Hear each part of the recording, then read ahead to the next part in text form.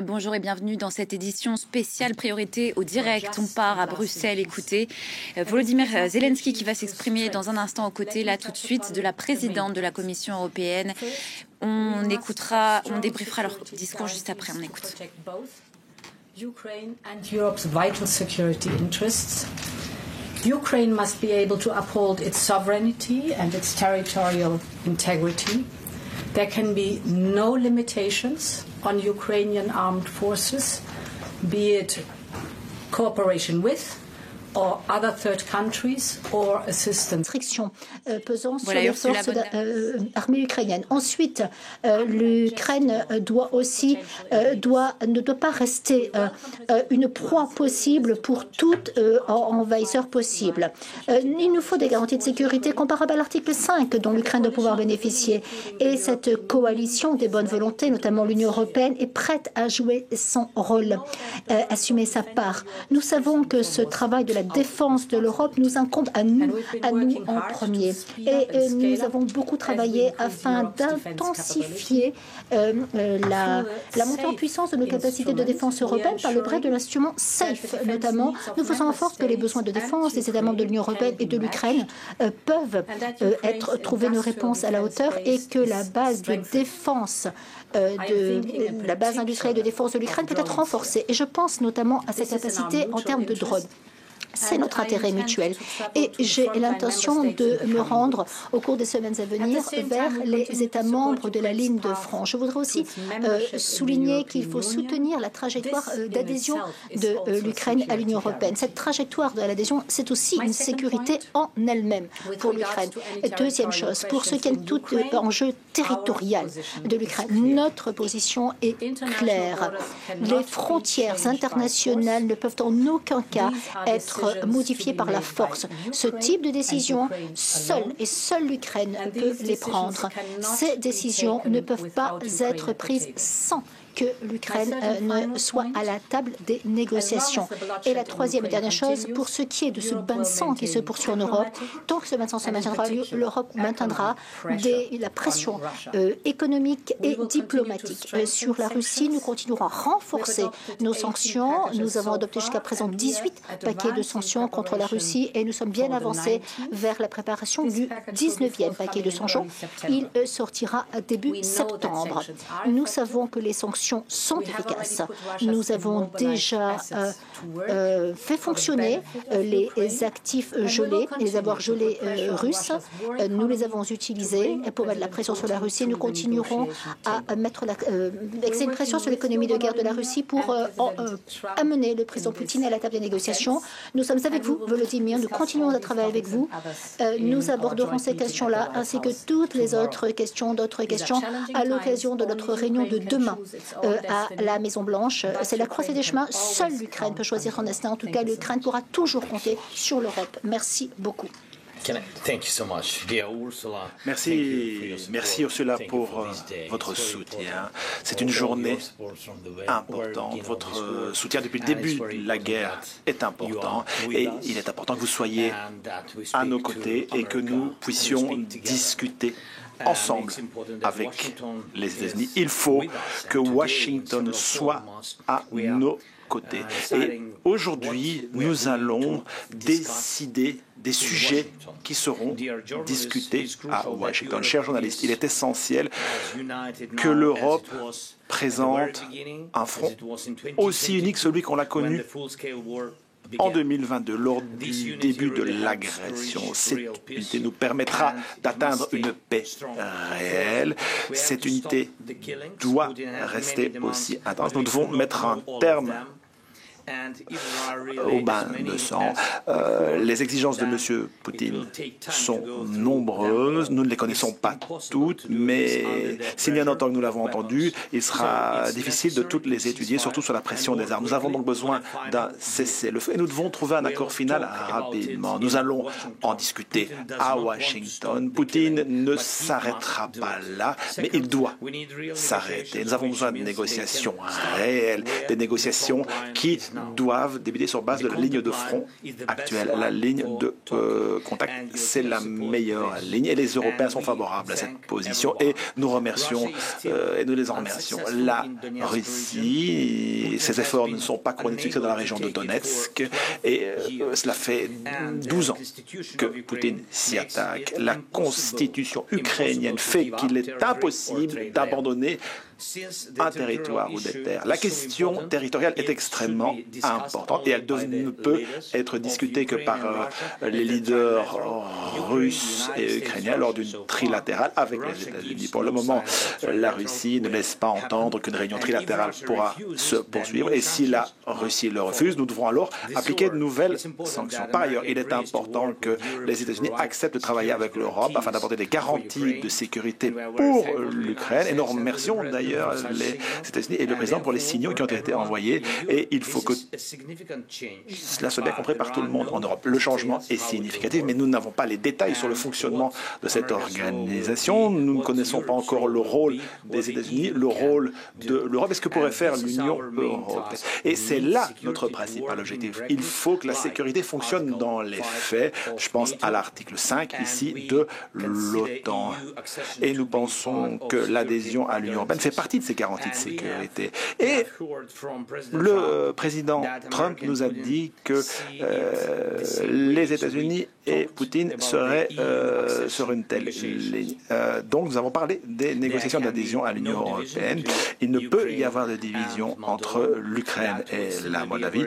Ce serait une très mauvaise décision. Si une telle séparation se matérialisait, automatiquement, ça voudrait dire que l'Europe est divisée sur l'Ukraine et que l'Europe n'a pas de position commune et forte sur les garanties. Et d'aucuns en Europe pensent que cette division ne ferait qu'empirer les choses. Nous avons parlé de défense et merci Ursula. Oui, nous avons décidé d'en faire plus sur des programmes comme CEF et je compte sur le soutien pour les drones, une vraie priorité. Ensuite, merci pour ce 18e paquet de sanctions. C'est important. Nous devons préparer un 19e paquet afin que la Russie comprenne le sérieux de notre démarche. Nous comprenons bien les orientations stratégiques de la Russie. La Russie est anti-européenne et nous devons continuer de brider le potentiel russe. Enfin, nous avons parlé de l'aide aux enfants ukrainiens dans les écoles. Nous avons un programme pour les repas dans les écoles, un programme important qui permet aux enfants de toutes les familles en temps de guerre de recevoir au moins de la sécurité, mais aussi un repas complet chaud. L'année scolaire va bientôt débuter et j'ai demandé à Ursula de nous aider à développer et améliorer ce programme. Les enfants sont notre avenir. Je vous remercie. Merci à vous, merci aux deux présidents. Nous allons maintenant donner la parole aux journalistes pour quelques questions. Katharina, bonjour. Agence de presse, avec un micro, ce sera beaucoup mieux. Nous pourrons attendre vos questions. Voilà. Pouvez poser question. Katharina Renachov, agence de presse allemande. Une question à l'adresse des deux présidents. Êtes-vous d'accord avec le président Trump? Il n'est pas nécessaire d'envisager un cessez-le-feu et que les négociations de paix pourraient commencer immédiatement sans cessez-le-feu. Yeah, you want? So, I think not the term is so important. Ce n'est pas tellement les mots qui sont importants ici. Ce qui est important, ce qui compte, c'est les faits, lutter contre les faits. Ce qui est fondamental, c'est mettre fin au bain de sang. La première chose, c'est de mettre fin à ce bain de sang. C'est la première chose. Et pour obtenir cela, il est fondamental d'envisager le plus rapidement possible une trilatérale entre le président ukrainien, le président américain et la Russie.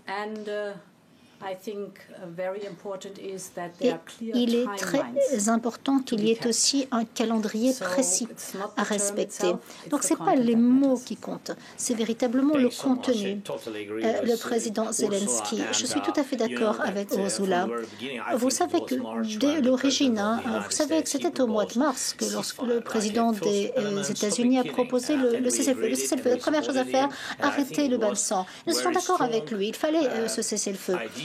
l'idée était forte. L'idée, c'était vraiment de pousser la Russie, de l'acculer à des véritables négociations. Maintenant, nous entendons d'autres signaux. Il faut maintenant voir quel est le détail. Il faut que nous avons l'occasion d'en parler avec Ursula en bilatéral. Nous aurons l'occasion de voir avec nos collègues, tous les Européens, exactement ce qui est envisagé. Nous devons envisager toutes nos sources. Avec le président Trump, nous avons besoin des États-Unis à nos côtés. Et le président Trump comprend que nous avons besoin de paix. Mais pour arriver à la paix, il nous faut les bons jalons, les bonnes étapes pour arriver à une paix durable. L'idée, on est tous d'accord pour une paix durable. Notre idée, c'est d'abord arrêter et ensuite avoir une paix durable. Merci beaucoup. Nous allons poser une deuxième et dernière question, Elina. Thank you. I will start in Ukrainian if possible. Олена Абрамович, Радіо Свобода, українська служба. Пане президенте, Monsieur le Président, Monsieur Poutine a dit qu'il comprenait que l'Ukraine avait besoin de garanties de sécurité. Vous avez eu une conversation avec le président Trump. Pourriez-vous nous dire s'il a expliqué la vision russe, qu'entend-il par des garanties de sécurité et quelles sont les garanties de sécurité acceptables pour la Russie et pour l'Ukraine? On parle ici d'hommes sur le terrain, parle-t-on de l'article 5? Pourriez-vous en reparler? Et dans quel état d'esprit vous trouvez-vous? Comment ça va se passer à la Maison-Blanche comme le 28 février? Et aussi pour la présidente von der Leyen, une autre question. Non, une question à la fois.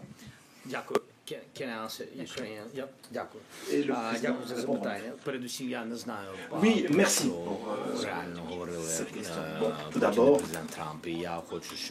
je ne sais pas, je ne connais pas le contenu des discussions entre messieurs Trump et Poutine. Je ne connais pas les détails de cette discussion. Mais le fait qu'il ait évoqué des garanties de sécurité, c'est bien plus important que le reste.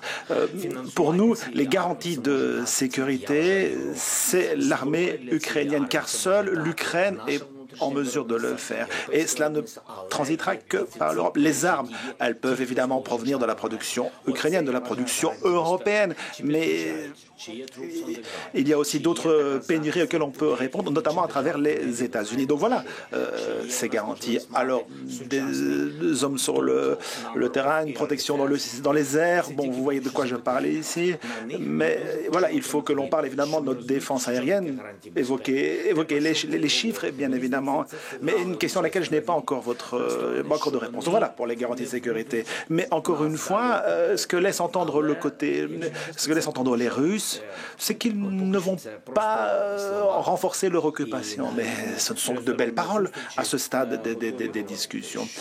Et sur des réunions trilatérales, bien, nous sommes prêts à lancer les discussions concernant la Maison-Blanche. Je suis bien préparé, je suis dans un bon état d'esprit à tous les niveaux.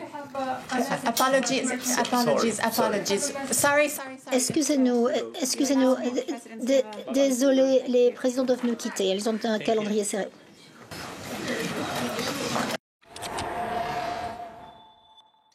Voilà pour cette prise de parole conjointe de Volodymyr Zelensky et d'Ursula von der Leyen, la présidente de la Commission européenne. Ils s'exprimaient donc avant une vision-conférence des pays de la coalition des volontaires alliés de Kiev, les Européens qui serrent les rangs autour du président ukrainien 2 jours après le sommet en Alaska.